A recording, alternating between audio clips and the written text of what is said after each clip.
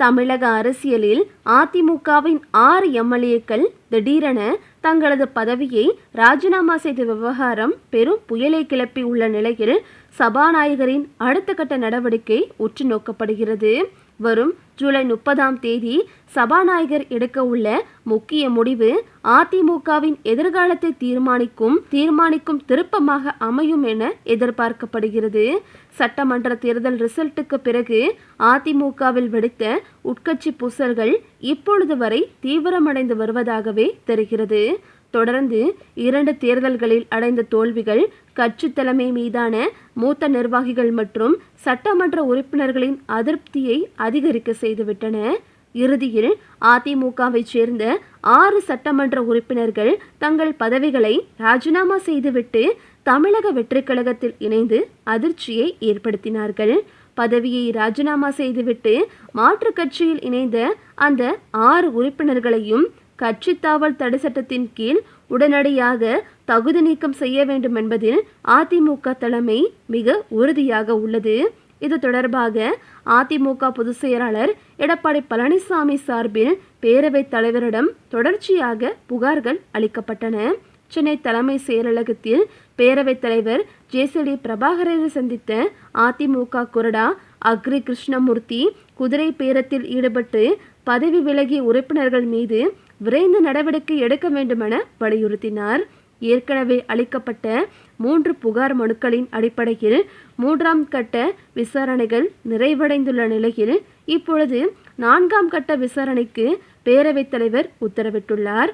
இருந்தாலும் இந்த விவகாரத்தில் எதிர்பாராத திருப்பமாக வருகின்ற ஜூலை 30ஆம் தேதி நடைபெற உள்ள 4ஆம் கட்ட விசாரணையின் போது அதிமுக பொதுச் செயலாளர் எடப்பாடி பழனிசாமியும் நேரில் ஆஜராகுமாறு பேரவைத் தலைவர் அழைப்பு விடுத்துள்ளார். முந்தைய விசாரணைகளின் போது நாங்கள் எந்தவிதமான கட்டாயமும் இல்லாமல் சுய விருப்பத்தின் பெயரில்தான் ராஜினாமா செய்தோம் என முன்னாள் உறுப்பினர்கள் தரப்பில் தெரிவிக்கப்பட்டுள்ளது. அதனால் அவர்களின் இந்த விளக்கத்திற்கு அதிமுக தரப்பு என்ன பதில் சொல்ல போகிறது என்பதை அறியவே 2 தரப்பையும் ஒரே நேரத்தில் அழைக்க பேரவைத் தலைவர் முடிவெடுத்துள்ளார். அதே சமயம் பதவி விலகிய உறுப்பினர்கள் அளித்த கடிதங்களின் நகல்களை தங்களுக்கு வழங்க வேண்டும் என்றும் அதை பரிசீலித்த பிறகே உரிய பதிலளிக்க முடியும் என்று அதிமுக தரப்பில் சுட்டிக்காட்டப்பட்டுள்ளது.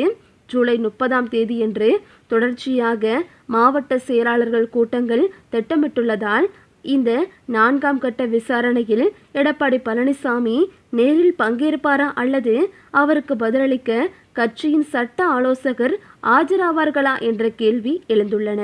ஒருவேளை 6 உறுப்பினர்களும் தங்களின் சுய விருப்பத்தின் பெயரில்தான் பதவி விலகினார்கள் என்பது முறைப்படி உறுதி செய்யப்பட்டால் அவர்களின் ராஜினாமாவை பேரவைத் தலைவர் அதிகாரப்பூர்வமாக ஏற்கக்கூடும்.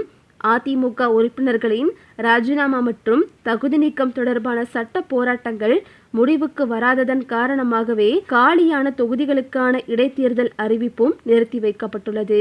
இதன் காரணமாக ஜூலை 30ஆம் தேதி நடைபெற உள்ள விசாரணை முடிவு தமிழக அரசியலில் மிகப்பெரிய திருப்பத்தை ஏற்படுத்தும் என்று எதிர்பார்க்கப்படுகிறது.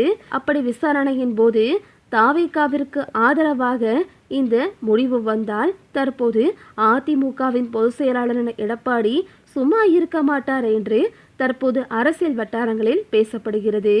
ஒரு கட்சியில் இருந்து கொண்டு வெற்றி பெற்று அந்த கட்சியின் பெயரை சொல்லி பதவியும் பெற்றுவிட்டு நான் கட்சியில் இருக்க மாட்டேன் என்று கட்சியிலிருந்து விலகுவது என்ன நியாயம்? இது தவறு. இதற்கு 3 ஆண்டு சிறை தண்டனை உண்டு என்று தற்போது அதிமுகவிலிருந்து பலரும் புகார் கொடுத்துள்ளனர். மேலும் இது தொடர்பாக ஏற்கனவே சபாநாயகர் பெரும்பாலும் தாவேகாவிற்கு ஆதரவாகத்தான் செயல்படுகிறார் என்று பலரும் குற்றம் சாட்டி வந்தனர். இது அனைவருக்கும் தெரிந்ததே. நடந்து முடிந்த சட்டப்பேரவையில் நடைபெற்ற அனைத்து நிகழ்வுகளும் தற்போது தாவேகாவிற்கு சாதகமாகவே நடைபெற்ற நிலையில் தற்போது இந்த முடிவும் அவர்களுக்கு சாதகமாகத்தான் சபாநாயகர் எடுப்பார் என்றும் பொதுச் செயலாளரான எடப்பாடி பழனிசாமி கூறி மிகவும் கோபத்தில் இருப்பதாக சொல்லப்படுகிறது. அப்படி தற்போது சபாநாயகர் தங்களுக்கு எதிரான முடிவு எடுத்தால் சபாநாயகர் மீது வழக்கு தொடரப்படும் என்றும் ஆளுங்கட்சியான தாவேகாவிற்கு தான் முக்கியத்துவம் அளித்து அவருக்கே சப்போர்ட் செய்து வருகிறார் என்றும் அவர் எடுத்த முடிவுக்கு எதிராக உச்சநீதிமன்றத்தில் புகார் அளிப்பேன் என்று தற்போது எடப்பாடி பழனிசாமி கூறியதாக தகவல்கள் வெளிவந்துள்ளன. அப்படி எடப்பாடி பழனிசாமி புகார் அளித்தால் தற்போது சபாநாயகரின் பதவி பறிபோகும் நிலைக்கு தள்ளப்படும்.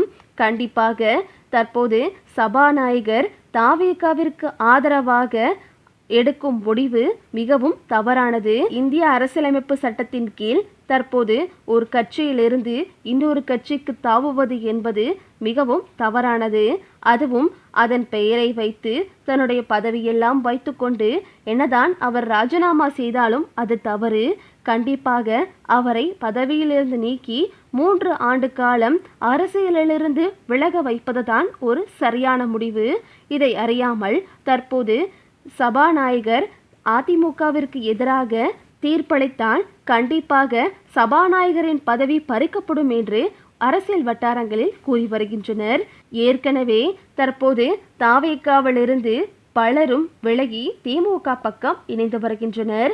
தாவேகாவில் எங்களுக்கு மரியாதை இல்லை, நீண்ட காலமாக நாங்கள் தாவேகாவிற்காக உழைத்துவிட்டு இப்படி நடுரோட்டில் இருக்கிறோம், நாங்கள் திமுகவில் இணைந்தாலாவது எங்களுக்கு ஒரு நல்ல பதவி கிடைக்கும் என்று அவர்கள் புலம்பி ஒட்டுமொத்த கூட்டமும் படையெடுத்து திமுக பக்கம் சென்று வரும் இந்த சூழ்நிலையில் தற்போது சபாநாயகரின் இந்த பதவி பறிப்பு என்பது மிகப்பெரிய அதிர்ச்சியை ஏற்படுத்தியுள்ளது.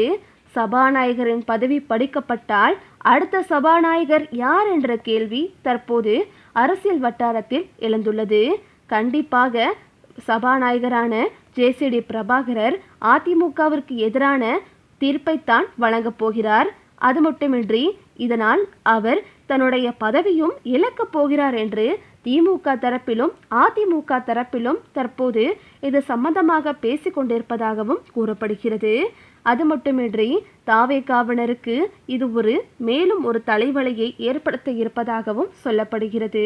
அப்படி சபாநாயகரின் பதவி பறிக்கப்பட்டால் தற்போது அவர் வழங்கும் தீர்ப்பும் மாற்றப்பட்டு அதிமுகவிலிருந்து விலகி பதவியை ராஜினாமா செய்த அந்த 4 பேருடைய தொகுதிகளுக்கும் இடைத்தேர்தல் நடத்தப்படுமா என்பதை நாம் பொறுத்திருந்துதான் பார்க்க வேண்டும்.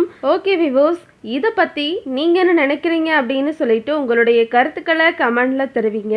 இந்த வீடியோ உங்களுக்கு பிடிச்சிருந்தா லைக் பண்ணுங்க, ஷேர் பண்ணுங்க, மறக்காம நம்ம சேனலை சப்ஸ்கிரைப் பண்ணிக்கங்க. தேங்க்ஸ் ஃபார் வாட்சிங்.